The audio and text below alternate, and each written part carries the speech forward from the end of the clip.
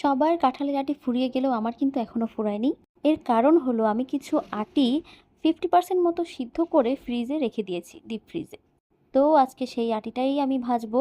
তো একটা কড়াইতে আমি দিয়ে দিয়েছি তেল, পেঁয়াজ, শুকনো মরিচ, কাঁচামরিচ দিয়ে কিছুক্ষণ ভাজাভাজি করে দিয়ে দিচ্ছি কেটে রাখা এবং সিদ্ধ করা কাঁঠালের বিচিগুলা দিয়ে একটু ভাজাভাজি করব। সামান্য একটু হলুদ দিব, লবণ দিব।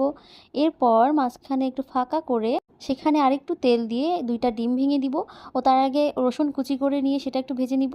নিয়ে ওর উপরে ডিম ভেঙে দিব, দিয়ে ডিমটা স্ক্রাম্বল করে এবার কাঁঠালের বিচিগুলোর সাথে মিক্সড করে নিব একসাথে।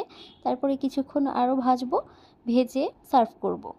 এই ভাজিটা কিন্তু খুব মজা লাগে, এটা আমার নানুমণির কাছ থেকে শিখেছি। অনেক ভালো লাগে এই কাঁঠালের আটি ভাজিটা।